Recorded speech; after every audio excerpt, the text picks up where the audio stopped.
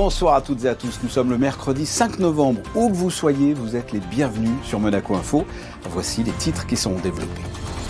Nous ouvrirons un gros dossier sur le déplacement du prince Albert II au Paraguay, que ce soit au niveau diplomatique, économique ou environnemental. Cette visite officielle du prince Albert II a également pu mettre la coopération économique au cœur des échanges et ainsi envisager de nouvelles perspectives d'avenir entre les deux pays. Des rencontres avec les acteurs économiques locaux et un forum d'affaires ont ponctué la matinée de mardi. Accompagné du président Santiago Peña, le souverain a assisté aux échanges auxquels ont pris part la déléguée en charge de l'attractivité. Elle est notre invitée ce soir, Ludmila Rakona-Legov. Bonsoir. Bonsoir. Quel bilan pouvons-nous tirer de cette mission aux côtés du souverain ? Bien écoutez, je dois dire que cette mission a été véritablement un gros succès. Nos hôtes paraguayens ont véritablement mis tous les moyens pour que nos entreprises aient le meilleur accueil possible. Et je pense que c'est mission accomplie, tant pour nos entreprises que pour la délégation gouvernementale. Quel était l'objectif principal de ce déplacement ? Eh bien, l'objectif était d'accompagner notre souverain dans sa visite d'État pour pouvoir présenter la principauté sous un volet économique et d'affaires, car je crois qu'il est important d'ajouter cette dimension à chaque déplacement que nous pouvons effectuer à l'extérieur pour faire connaître au monde, si vous me permettez cette expression, la réalité de notre pays. Et le Paraguay est un pays important économiquement pour Monaco ? Oui, tout à fait. Écoutez, c'est une destination qui ne paraît pas forcément évidente au premier abord. On peut légitimement s'interroger sur le choix de cette destination pour une mission économique, mais en réalité, il y a des synergies très fortes. C'est un pays jeune, dynamique, qui est véritablement dans une démarche très très proactive de recherche d'investissement, et nous avons pu constater hier pour les secteurs d'activité de la principauté qui étaient représentés que les synergies sont réelles, aussi bien dans l'agroalimentaire et notamment l'industrie de la viande que dans la pharmacie, dans la cosmétique, la logistique. Véritablement, toutes nos entreprises ont pu avoir de nombreux rendez-vous, de nombreux échanges, et je pense qu'elles sauront capitaliser là-dessus pour en retirer quelque chose de très bénéfique.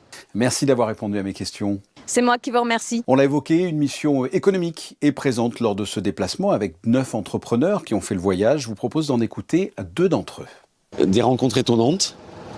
Un pays au carrefour de l'Amérique du Sud, qui a des relations extérieures avec tous les grands pays comme le Brésil, l'Uruguay, l'Argentine, le Chili, Colombie, Bolivie. Donc vraiment une plaque stratégique, plaque tournante stratégique.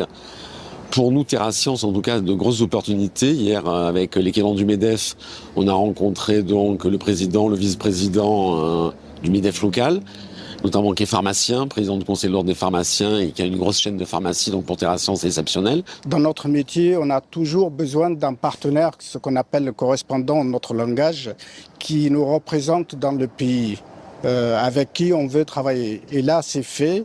On a trouvé la bonne société, le bon contact, et on doit finaliser très prochainement. Et après, c'est cette société qu'on s'appuie localement ici pour les prestations locales.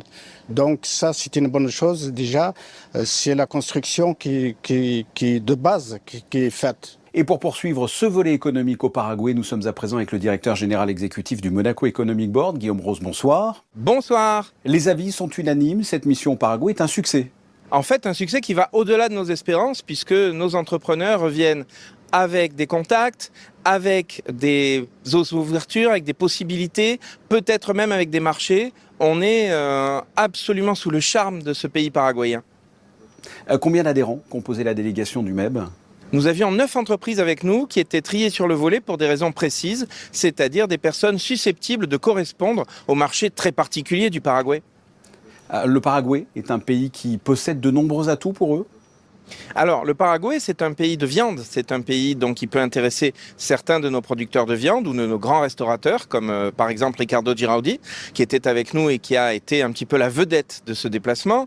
Il peut aussi intéresser des gens sur l'énergie renouvelable. Il peut aussi intéresser sur la logistique. Il peut intéresser aussi sur la pharmaceutique. Donc, quelque part, on a un panorama assez complet de ce que sont nos entreprises à Monaco qui peuvent être intéressées sur le marché sud-américain, bien sûr, puisque c'est un marché lointain, mais très facile, très accessible et surtout très prometteur. Alors le moment clé de cette mission a été le forum économique à Asunción, en présence du prince Albert II et du président du Paraguay.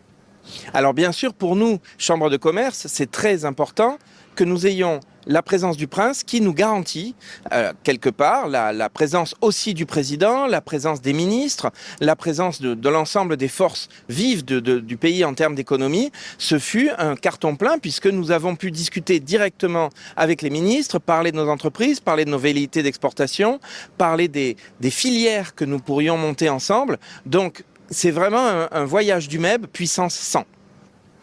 Plus globalement, cette opportunité pour les adhérents du Monaco Economic Board de participer à ce genre de mission à l'étranger est un réel atout. Soyons clairs, un petit pays comme le nôtre ne peut pas se passer de grands bras, de grands relais dans le monde. Plus nous diversifions nos sources, plus nous rencontrons des entreprises dans le monde, plus nous rencontrons des nouveaux marchés, des nouveaux fournisseurs, des nouveaux réseaux, des nouvelles entreprises avec lesquelles commercer, plus les entreprises de Monaco prospèrent. La clé est justement dans cette ouverture et c'est ce que le MEB fait au quotidien. Guillaume Rose, vous êtes aujourd'hui au Paraguay. Quelle sera la prochaine mission du Monaco Economic Board ? Alors nous allons quitter le Paraguay vraiment à regret parce que nous avons été reçus comme des princes, mais nous allons aller aussi dans un pays qui reçoit les gens magnifiquement, qui est bien sûr l'Arabie Saoudite, qui est un pays qui nous est familier. Et nous serons dès le 25 novembre à Jeddah pour une mission qui promet aussi beaucoup de contrats, beaucoup de contacts, beaucoup d'ouverture, avec rien de moins que 40 entreprises. Ce sera sans doute la plus grande mission que nous avons fait depuis quelques années.